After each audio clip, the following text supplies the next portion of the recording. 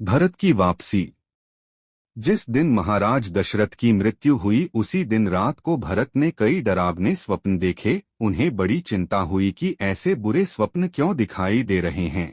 न जाने लोग अयोध्या में कुशल से हैं या नहीं। नाना की अनुमति मांगी पर उन्होंने 2-4 दिन और रहने के लिए आग्रह किया। आखिर जल्दी क्या है, कश्मीर की खूब सैर कर लो तब जाना। अयोध्या में यह हृदय को हरने वाले प्राकृतिक सौंदर्य कहाँ मिलेंगे। विवश होकर भरत को रुकना पड़ा।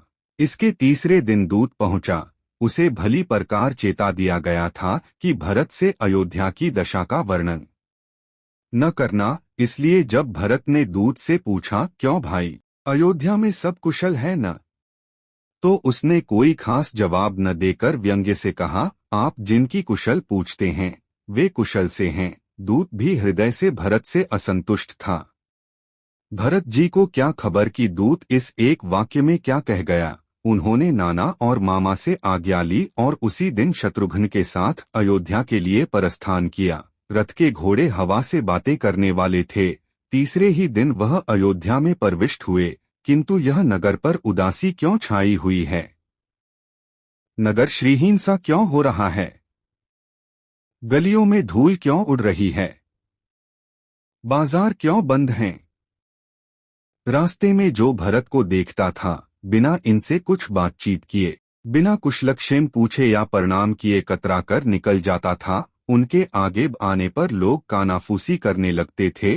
भरत की समझ में कुछ न आता था कि भेद क्या है। कोई उनकी ओर आकृष्ट भी न होता था कि उससे कुछ पूछें। राजमहल तक पहुंचना उनके लिए कठिन हो गया। राजमहल पहुंचे तो उसकी दशा और भी हीन थी। मालूम होता था कि उसकी जान निकल गई है, केवल मृत शरीर शेष है। खिन्नता विराज रही थी। कई दिन से दरवाजे पर झाड़ू तक न दी गई थी। 2-4 संतरी खड़े जम्हाइयां ले रहे थे। वह भी भरत को देखकर एक कोने में दुबक गए, जैसे उनकी सूरत भी नहीं देखना चाहते। द्वार पर पहुंचते ही भरत और शत्रुघ्न ने रथ से कूदकर अंदर प्रवेश किया। महाराज अपने कमरे में न थे। भरत ने समझा, अवश्य कैकेयी माता के परासाद में होंगे। वह प्रायः कैकेयी ही के परासाद में रहते थे। लपके हुए माता के पास गए। महाराज का वहां भी पता न था। कैकेयी विधवाओं के से वस्त्र पहने खड़ी थी। भरत को देखते ही वह फूली न समाई। आकर भरत को गले से लगा लिया और बोली, जीते रहो बेटा, रास्ते में कोई कष्ट तो नहीं हुआ। भरत ने माता की ओर आश्चर्य से देखकर कहा, जी नहीं, बड़े आराम से आया। महाराज कहाँ हैं। तनिक उन्हें प्रणाम तो कर लूं। कैकेयी ने ठंडी आह खींचकर कहा, बेटा उनकी बात क्या पूछते हो। उन्हें परलोक सिधारे तो आज 1 सप्ताह हो गया। क्या तुमसे अभी तक किसी ने नहीं कहा। भरत के सिर पर जैसे शोक का पहाड़ टूट पड़ा। सिर में चक्कर सा आने लगा। वह खड़े न रह सके, भूमि पर बैठकर रोने लगे। जब तनिक जी संभला तो बोले, उन्हें क्या हुआ था माताजी, क्या बीमारी थी। हाय, मुझ अभागे को उनके अंतिम दर्शन भी प्राप्त न हुए। कैकेयी ने सिर झुकाकर कहा, बीमारी तो कुछ नहीं थी बेटा। राम, लक्ष्मण और सीता के वनवास के शोक से उनकी मृत्यु हुई। राम पर तो वह जान देते थे। भरत की रहीस ही जान भी नहों में समा गई। सिर पीट कर बोले, भाई रामचंद्र ने ऐसा कौन सा पाप किया था माताजी कि उनको वनवास का दंड दिया गया। क्या उन्होंने किसी ब्राह्मण की हत्या की थी या किसी परस्त्री पर बुरी दृष्टि डाली थी। धर्म के अवतार रामचंद्र को देश निकाला क्यों हुआ। कैकेयी ने सारी कथा खूब विस्तार से वर्णन की और मंथरा को खूब सराहा। जो कुछ हुआ उसी की सहायता से हुआ। यदि उसकी सहायता न होती तो मेरे किए कुछ न हो सकता और रामचंद्र का राजतिलक हो जाता। फिर तुम और मैं कहीं के न रहते। दासों की भांति जीवन व्यतीत करना पड़ता। इसी ने मुझे राजा के दिए हुए 2 वरदानों की याद दिलाई और मैंने दोनों वरदान पूरे कराए। पहला था रामचंद्र का वनवास, वह पूरा हो गया। अकेले राम ही नहीं गए, लक्ष्मण और सीता भी उनके साथ गए। दूसरा वरदान शेष है, वह कल पूरा हो जाएगा, तुम्हें सिंहासन मिलेगा। कैकेयी ने दिल में समझा था कि उसकी कार्यपटुता का वर्णन सुनकर भरत उसके बहुत कृतज्ञ होंगे, पर बात कुछ और ही हुई। भरत की त्योरियों पर बल पड़ गए और आंखें क्रोध से लाल हो गईं। कैकेयी की ओर घृणापूर्ण नेत्रों से देखकर बोले, माता, तुमने मुझे संसार में कहीं मुंह दिखाने के योग्य न रखा। तुमने जो काम मेरी भलाई के लिए किया वह मेरे नाम पर सदा के लिए काला धब्बा लगा देगा। दुनिया यही कहेगी कि इस मामले में भरत का अवश्य षड्यंत्र होगा। अब मेरी समझ में आया कि क्यों अयोध्या के लोग मुझे देखकर मुंह फेर लेते थे। यहाँ तक कि द्वारपालों ने भी मेरी ओर ध्यान देना उचित न समझा। क्या तुमने मुझे इतना नीच समझ लिया कि मैं रामचंद्र का अधिकार छीनकर प्रसन्नता से राज करूंगा? रघुकुल में ऐसा कभी नहीं हुआ। इस वंश का सदा से यही सिद्धांत रहा है कि बड़ा लड़का गद्दी पर बैठे। क्या यह बात तुम्हें ज्ञात न थी? हाय, तुमने रामचंद्र जैसे देवतातुल्य पुरुष को वनवास दिया, जिसके जूतों का बंधन खोलने योग्य भी मैं नहीं। माता, मुझे तुम्हारा आदर करना चाहिए, किंतु जब तुम्हारे कार्यों को देखता हूँ तो अपने आप कड़े शब्द मुंह से निकल आते हैं। तुमने इस वंश का मटियामेट कर दिया। हरिश्चंद्र और मानधाता के वंश की प्रतिष्ठा धूल में मिला दी।